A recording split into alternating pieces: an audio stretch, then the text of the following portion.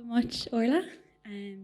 Hope everyone had a nice break at the lunch. I think, yeah, we're getting to that stage where we need a little bit of break.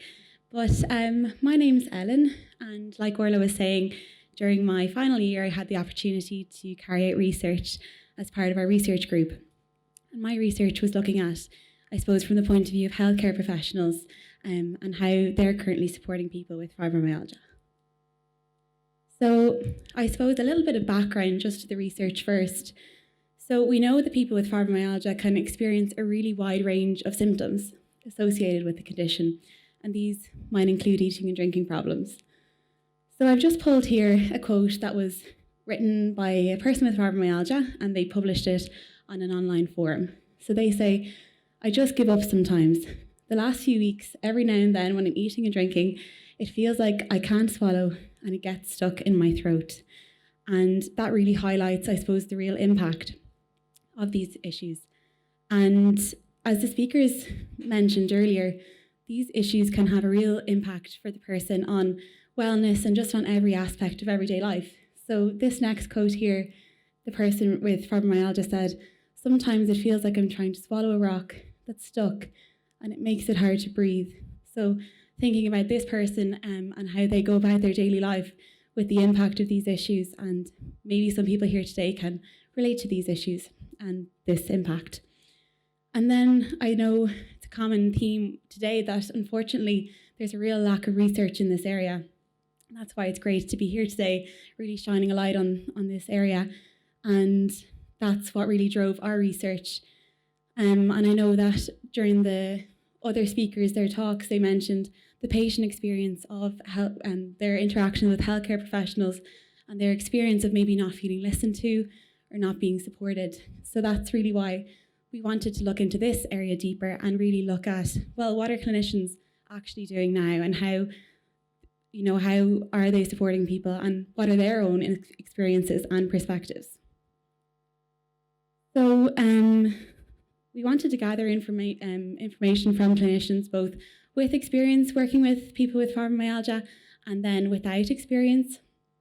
So we wanted to ask questions that gave us more information about what they're actually doing, their own perspectives, their own experiences. So we created an online survey that was 22 questions, and we wanted to gain information from professionals that may be involved in a multidisciplinary team. So they were rheumatologists, neurologists, physiotherapists, occupational therapists, dietitians, and speech and language therapists. So we had 32 responses altogether, and these were mostly within the Republic of Ireland, but we had some from Canada and some from the US. And the next slide just shows a breakdown of who completed the survey. So the red colour there are speech and language therapists. The orange are dietitians. The lighter kind of yellowy orange are occupational therapists. The dark green are physiotherapists, so they made up the majority of our responses. And then the lighter green were neurologists. So what did we find and what does it tell us? So overall, I've just pulled here some kind of key findings from the study. So overall, there was a real sense of a lack of experience amongst the professionals. So we have 65% reported little or no clinical experience, and that was a real common thread through the study and the results. So the professionals with experience working with people with fibromyalgia, they did identify some common issues. So these were dysphagia or swallowing difficulties, dry mouth, and temporomandibular difficulties as the most commonly experienced issues by patients. And I suppose that links nicely to what we were speaking about earlier and the patient experience of eating and drinking problems. Interestingly then, a lot of the professionals kind of reported that patients don't often report these eating and drinking problems within clinic. But I suppose importantly, we know that it's not because they're not experiencing them. So kind of looking into that further about, well, why is that patients aren't reporting these issues now? There is also, I suppose, a lack of awareness amongst professionals as to the real impact of these problems. So that was reflected within a lack of assessment or lack of input in relation to eating and drinking problems. And then finally, there was a real sense of a low level of confidence in working with this patient group. And I know that was spoken about earlier on about, professionals are just maybe not sure of their own role in supporting people with fibromyalgia. So the final section of the study was really interesting, and the data that we gathered, because it allowed them to provide their own experiences and their own perspectives. So here in the green box on the left, this person wrote that they've not seen eating and drinking problems very frequently in fibromyalgia.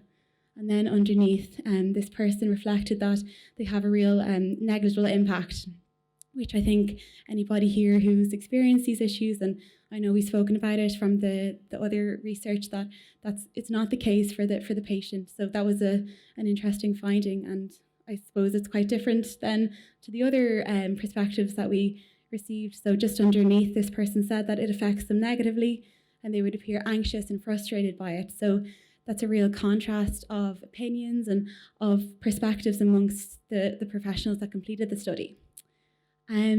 This other professional here had an interesting reflection. They have witnessed fibromyalgia patients being brushed aside as hypochondriacs and getting minimal interest from care providers. And I know that word came up during the speakers' talks earlier as well. And I suppose this highlights an awareness too of maybe the experience of stigma and the experience of the patient in accessing care. And then finally, a real common thread throughout the results was a lack of knowledge amongst professionals, and I suppose a sense of unsureness about how to best support patients. So this person here, I don't know enough other than to assess in line with other neurological conditions.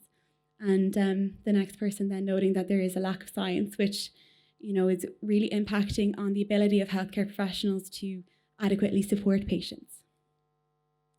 So this data then led us to be able to form 5 key themes, which really highlighted, the recurring perspectives of the professionals. So these were the limited professional experience, current barriers, the impact of stigma, the perceived impact, and uncertainty as to professional role. So what does that actually look like in practice at the moment? So maybe if we take somebody who has limited professional experience and uncertainty as to their own role, this might come across to the patient as them being brushed aside or not listened to, maybe not being supported, which obviously has a real impact for the patient and their experience in accessing care. So now that we have this information, where do we go from here, and how can we tackle this in the future? So number one, and I think it's being mentioned a lot today because it's just, really important next step, that more research is really needed in this area. But it can't just be any research. It really has to be patient-led and collaborative. And I think that's why today is so nice, because it's really intertwining all these really important aspects and keeping the patient experience at the centre. And I'd even ask you now to think about what you'd like to see reflected in research and what are your own individual priorities? And I know this is something we're going to get to talk about later on in the day in the focus groups. Secondly then, the barriers to practice need to be addressed. So as the results showed, lack of knowledge, lack of confidence, lack of awareness of the impact of these issues are real barriers that exist amongst healthcare professionals to adequately be able to support patients. So if we know this, how can we prioritise further education, further research to ultimately support professionals to be able to support patients? And this all comes together, I think, just to be able to provide care to patients that maintains their experience and their input at the centre. So really providing care that's person-centred in nature. So that's everything from me. Thanks so much for listening, and I hope you enjoy the rest of the day. Thank you.